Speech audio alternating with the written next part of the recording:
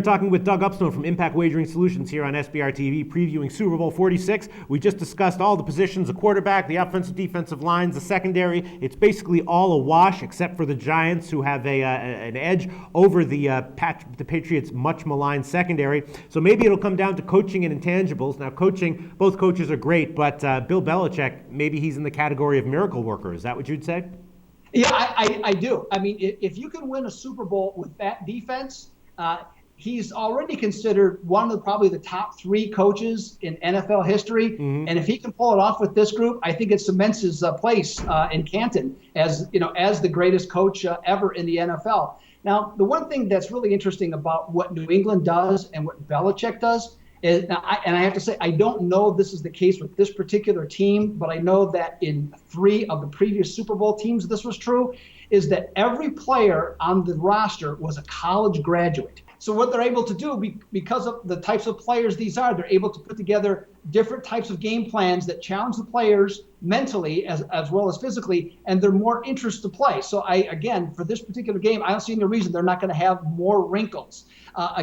Now, in terms of Tom Coughlin, the last thing Tom Coughlin looks like is the type of guy that would have ups and downs. But yet, that's how the Giants play. Mm-hmm. They have really hot, when they get hot like they are right now, they're almost impossible to beat, but yet they have also had colossal meltdowns. Yeah. Like I said, that's the last thing Tom Coughlin seems like, but that's how his team plays. So I think it has to be a reflection of him in some manner. Overall, I give Belichick 1.5 points for being the superior coach in this particular game. Yeah, I kind of agree with you. And then we go to intangibles. The Pats have looked not that great in the playoffs, right? They had essentially what was a bye against Denver, and then they struggled to beat Baltimore, whereas the Giants have really been rolling. Everyone's jumping on the bandwagon, and I'm thinking that might be pushing the Giants' line a little bit maybe lower than it should be. The Pats might be even a bit more rested because they've had, only 1.5 games as opposed to the Giants' 3 relatively intense games. So I'm thinking the intangible edge leans with the Pats as well, right?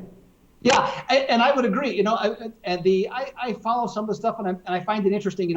Fate and destiny always play a part, ultimately, in terms of how we look back at these things. Yes. And so, here the Giants are. Their path to the Super Bowl is almost exactly the same as it was 4 years ago. So you look at them and say, boy, that really seems to be, it's set up for them to be. And if they win, it'll, that'll be the story. And that's what the players will talk about. But conversely, New England 4 years ago had their perfect season ruined. Yeah. Now, you're not going to get it back.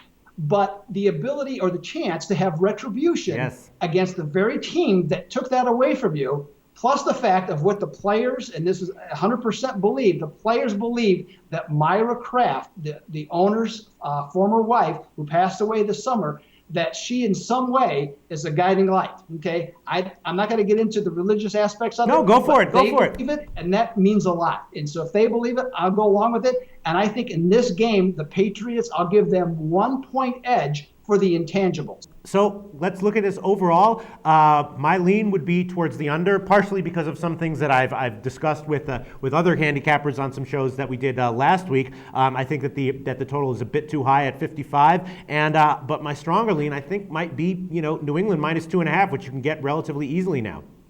Yeah, if you total up everything that I had said, it actually comes out to the Giants by 0.5 point. Mm-hmm. And myself, that's what the numbers, in terms of my way of looking at this, I'm not 100% convinced that's how it's going to play out. Mm-hmm. I agree with you in terms of the total. I do think it's a little bit high. I don't see either team getting beyond 27 points for the total, so I don't think that's going to be the case.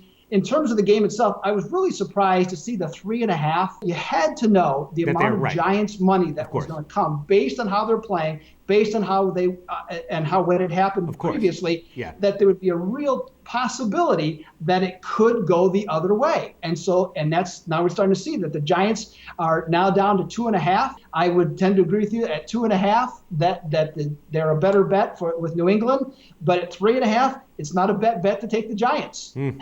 Yeah, I see. I hear what you're saying. All right, so that analysis kind of like hints towards a Giants team total under, and that brings us to props. So you want to discuss props now?